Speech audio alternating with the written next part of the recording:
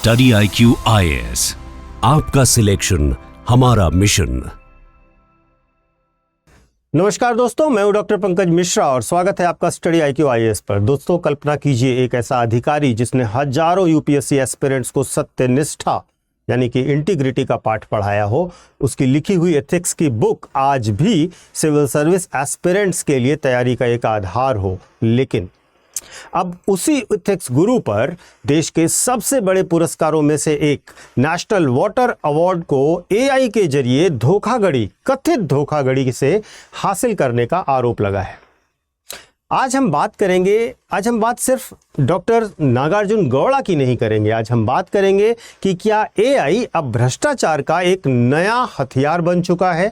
आज हम बात करेंगे कि क्या हम स्मार्ट करप्शन के उस दौर में प्रवेश कर चुके हैं जहां पर फाइलें नहीं बल्कि पिक्सेल्स चोरी किए जाएंगे। चलिए, सत्ता, तकनीकी और नैतिकता के इस उलझे हुए जाल को गहराई से समझते हैं। देखिए, सबसे पहली चीज हुआ क्या है। मामला मध्य प्रदेश के खांडवा जिले का है। जल संरक्षण के क्षेत्र में बेहतरीन काम करने के लिए खांडवा को राष्ट्रपति के द्वारा प्रथम पुरस्कार और 2 करोड़ रुपए की नगद राशि प्रदान की गई। अब जीत का जश्न उस वक्त फीका पड़ गया जब सोशल मीडिया और विपक्ष ने इनके दावों की पोल खोलनी शुरू कर दी। आरोप यह है कि प्रशासन ने कैच द रेन पोर्टल है, उस पोर्टल पर जो तस्वीरें अपलोड की वो तस्वीरें जेमिनाई से ली गई हैं। गूगल जेमिनाई का वाटरमार्क उनमें लगा हुआ है। जमीन पर जहां पर तालाब होने चाहिए थे वहां पर लहलहाती हुई गेहूं की फसलें पाई गईं। जहां गहरे कुएं का दावा किया गया था वहां पर 2 फीट गहरे गड्ढे मिले।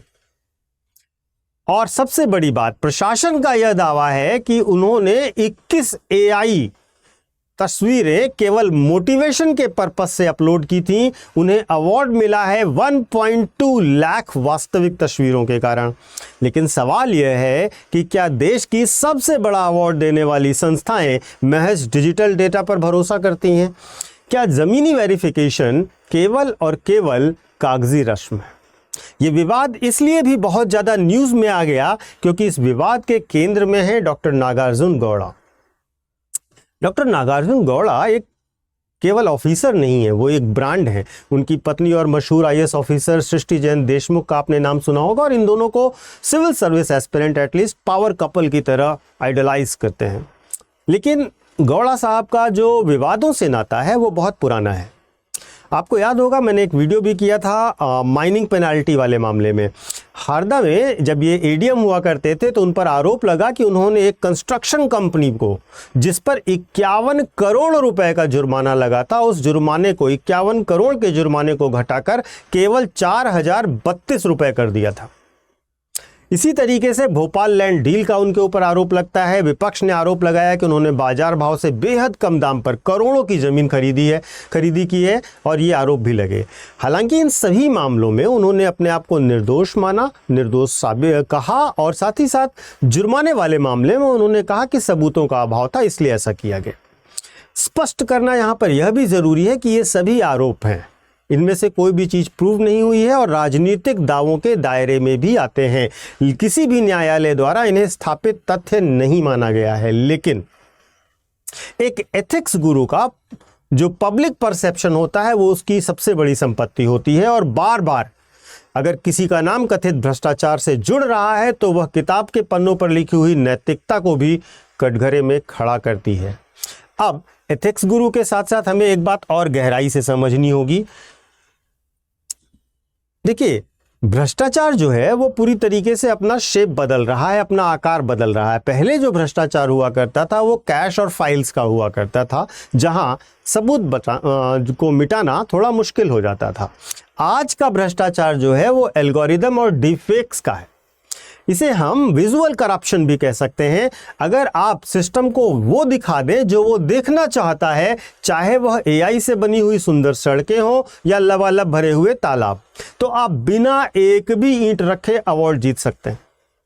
और बजट जो मिलेगा वो तो आपको मिलेगा ही मिलेगा। तो तकनीकी जिसे पारदर्शिता के लिए इस देश में लाया गया था, आज वही तकनीकी धोखाधड़ी को और अधिक विश्वसनीय बनाने का जरिया बन गई है। महत्वपूर्ण क्या है कि हम नगद भ्रष्टाचार के दौर से डिजिटल भ्रष्टाचार के दौर तक आ गए हैं। ये जेमिनी का वाटरमार्क देखिएगा, इस इमेज में लगा हुआ है।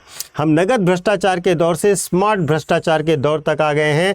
अब एआई और डिजिटल मामलों के माध्यम से हम भ्रष्टाचार को आगे बढ़ाते हैं। अब ये तो हो गई जो घटना थी। यूपीएससी के नज़रिए से अगर हम देखें तो यहाँ पर 3 बड़े नैतिक संकट खड़े होते हैं। यूपीएससी के एस्पिरेंट्स को यह समझना चाहिए। पहला, इंटीग्रिटी और इमेज बिल्डिंग की बात है। एक लोक सेवक का ध्यान ज़मीनी बदलावों पर होना चाहिए। सोशल मीडिया पर अपनी प्रोफाइल चमकाने के चक्कर में उसे नहीं पड़ना चाहिए। दूसरी चीज़, वैलिडिटी ऑफ वेरिफिकेशन की बात है। अगर केंद्र सरकार के बड़े मंत्रालय एआई इमेजेस को तक को नहीं पहचान पा रहे हैं तो जाहिर सी बात है हमारा अकाउंटेबिलिटी मैकेनिज्म जो है वो बहुत ही या तो खराब है, या बहुत ही टेक्नोलॉजी पुअर है, या बहुत भ्रष्ट है। ये सरकार पर छोड़ते हैं। इसके साथ साथ यहाँ पर तीसरा मामला कॉन्फ्लिक्ट ऑफ इंटरेस्ट का भी आता है, जहाँ पर एक अधिकारी जो खुद एथिक्स पढ़ाया हो, जो खुद एथिक्स की बुक लिख रहा हो, वो तो उसकी चूक को केवल एक प्रशासनिक या क्लरिकल एरर नहीं माना जा सकता। यहाँ पर यह घटना हजारों छात्रों के विश्वास का हनन भी करती है। देखिए, कहा जाता है और हम लोगों ने हमेशा से सुना है, with great power comes great responsibility, but in AI era we can say with great technology comes the need for even greater character.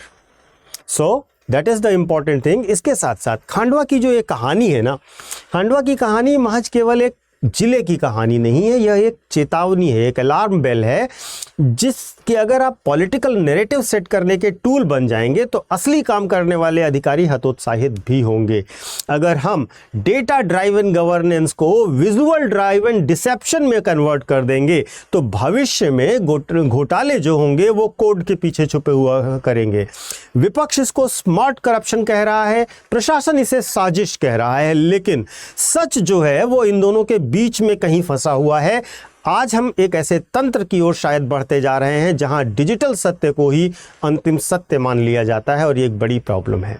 और अंत में सवाल केवल डॉक्टर नागार्जुन गौड़ा जी का ही नहीं है, सवाल उस सिस्टम का भी है जो बिना ग्राउंड रियलिटी चेक किए नेशनल अवार्ड बांट देता है। अगर एक एथिक एक्सपर्ट पर ही सवाल उठ रहे हैं तो यह समय है जहां पर हमें अपनी ऑडिटिंग और वेरिफिकेशन प्रक्रिया को और अपडेट करना चाहिए, क्योंकि एआई तो स्मार्ट हो गया है लेकिन हमारी जवाबदेही अभी तक उतनी स्मार्ट नहीं हुई है। तो अपनी राय कमेंट करके बताइएगा कि क्या एआई भविष्य में भ्रष्टाचार रोकने का एक बेहतरीन साधन बन सकता है, अथवा भारतीयों ने एआई का प्रयोग भ्रष्टाचार को ज़्यादा स्मार्टली करने का तरीका ढूंढ लिया है। हम एआई से भी स्मार्ट हो ही गए हैं। तो चलिए मैं आपको अपना टेलीग्राम चैनल बता देता हूं। मेरा टेलीग्राम चैनल है यूपीएससी मेंटोर पंकज सर। इस टेलीग्राम चैनल को ज्वाइन कर लीजिए। यहां पर आपको मेरे सारे वीडियोस के लिंक मिल जाएंगे, साथ ही साथ मेरे सारे एनालिसिस भी। जो बच्चे 2027 या 2028 के लिए यूपीएससी की तैयारी करना चाहते हैं, उनके अलग अलग बैचेस हमारे शुरू हो रहे हैं। कल 31 दिसंबर था और कल तक के लिए हमारे यहाँ एक बम्पर सेल चल रही थी, जिसमें आपको 50% ऑफ के साथ साथ डबल वैलिडिटी भी दी जा रही थी। यह सेल 4 दिनों के लिए बढ़ा दी गई है, क्योंकि कल तक कुछ बच्चे एडमिशन नहीं ले पाए हैं। वो बच्चे और अभी आप लोग जो देख रहे हैं उनमें से भी अगर आप हमारे साथ जुड़ना चाहते हैं तो अभी भी आपको इस वैलिडिटी का लाभ ले सकते हैं। बस आपको ये पीके लाइव कोड इस्तेमाल करना होगा। इस कोड का इस्तेमाल करते ही आपको 50% ऑफ भी मिल जाएगा और साथ ही साथ डबल वैलिडिटी भी मिल जाएगी। यानी कि जो कोर्स आप 18 महीने का खरीदते हैं उसके लिए आपको 36 महीने की वैलिडिटी मिलेगी। महत्वपूर्ण क्या है? महत्वपूर्ण यह है कि ये P2I बैचेस हैं जहाँ पर आपको प्रीलिम से लेकर के इंटरव्यू तक सारी तैयारी कराई जाएगी। आपको प्री की तैयारी से लेकर के इंटरव्यू तक हर एक स्टेप को पूरी तरीके से वेल प्लान करके किया जाएगा। ये सारी चीज़ें आप हमारे ब्रोशर में देख भी सकते हैं। और कैसे पता करेंगे कि क्या क्या सुविधाएं हैं, नीचे कमेंट बॉक्स में आपको एक लिंक, डिस्क्रिप्शन बॉक्स में एक लिंक दिया होगा, वहाँ पर आप क्लिक करेंगे तो आपको 2027 का अलग लिंक होगा, 28 का अलग लिंक होगा। वहाँ से जा करके आप हमारे ब्रोशर को देख सकते हैं कि कौन पढ़ाएगा, कब पढ़ाएगा, कौन सी क्लासेस होंगी, कैसे क्लासेस होंगी, क्या शेड्यूल होगा। 18 बुक्स कब मिलेंगी, कैसे टेस्ट होंगे, सब कुछ आपको इन राइटिंग दिया जाता है। From the date of admission books आपके घर पहुंचाई जाती हैं। इसी प्रकार आप हमारे ऐप और वेबसाइट पर जा करके भी इन कोर्सेज़ को देख सकते हैं। कोर्स आप हिंदी में लें, इंग्लिश में लें, या फिर आप किसी भी चीज़ अन्य स्टेट PCS का या जुडिशरी आदि का कोर्स लें, सब पर यह छूट अभी वैलिड है। बस आपको याद रखना है कि आप PK लाइव कोड लगाइएगा, जिससे आपको मैक्सिमम डिस्काउंट मिलेगा। Thank you so much. Study IQ IAS, आपका सिलेक्शन हमारा मिशन।